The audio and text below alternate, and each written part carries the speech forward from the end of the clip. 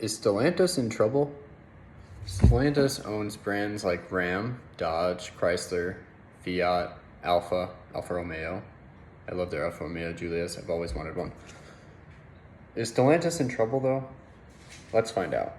Stellantis recalled over 1 million vehicles in the US for a software issue that is basically a radio frequency error that relays it to the rear view camera. And they put this out on Tuesday, and it affects Chrysler, Dodge, Ram, and Jeep models. Specifically, it impacts 2021 to 23 Pacifica, the 21 and 22 Durango, 22 Ram 1500, 2500, 3500, and ProMaster. Also affects the 22 and 23 Jeep Compass, Grand Cherokee, Grand Wagoneer, and Wagoneer. So there hasn't been any injuries or accidents as of yet, but that's going to be a very big financial hit to the company of Stellantis in general. And they are already struggling with 16% decrease in sales year over year. Now, a lot of other companies have been affected by the pandemic, but we're years past that. Most companies have bounced back by now, but Stellantis, they're looking like they're struggling a little bit. But Jeep is releasing a mid-size, fully electric SUV called the Jeep RECON.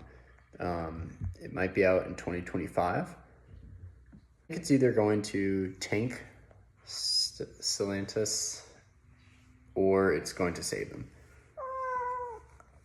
Oh, you think it's going to save them?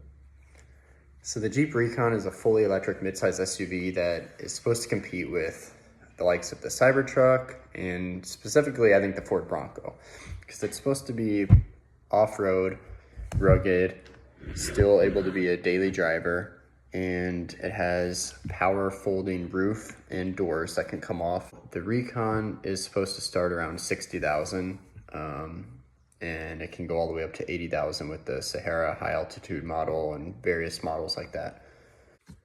Now, if you remember, the Cybertruck was also supposed to be around that price range, but was it?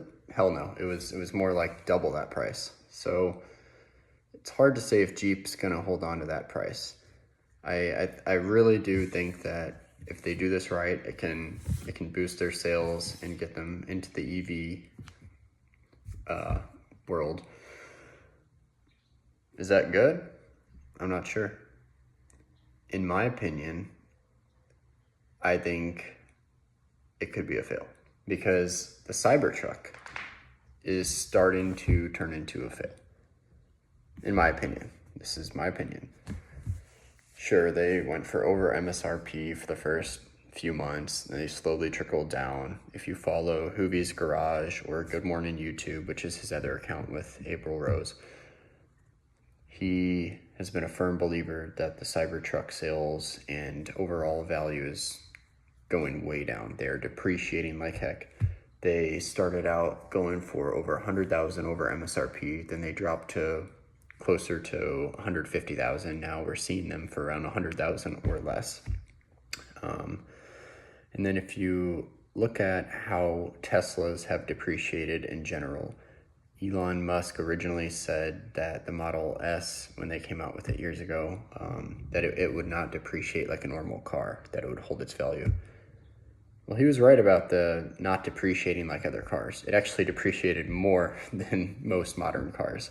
So we have 10-year-old Teslas with 100,000 miles basically being given away for $10,000, sometimes more, sometimes less, because the battery cost to replace it is more expensive than what the car is actually worth right now. So we're finding these Teslas that are not very old, and they're basically just junk.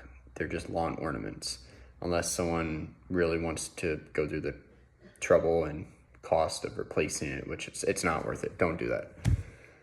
So this brings me to the point of the Jeep RECON. I think it could be a flop, because if it's supposed to be kind of a competitor to the Cybertruck, I don't know. If they do it right, maybe.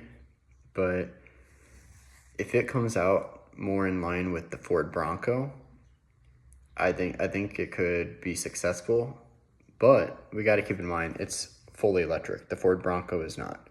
So there's it's not apples to apples. There's a divide.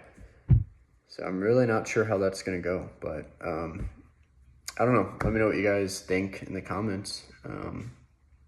And we've been focusing more on the Jeep side of it because that's, you know, Jeep, Ram, that's their big companies. But also I want to know what everyone's thoughts are on Stellantis as a whole. I know they've laid off a lot of people on the Chrysler side, but they still have Alfa Romeo and they still have Fiat, but those sales, the sale volume is so low compared to Ram and Dodge and Chrysler, that it just really doesn't make a big impact if they're successful in that area because the volume is just so low. But yeah, let me know what everyone thinks. Maybe I'm dead wrong, but I don't know. I don't think Stellantis is looking good. I'll catch you all in the next video. Hope you all had a nice 4th of July.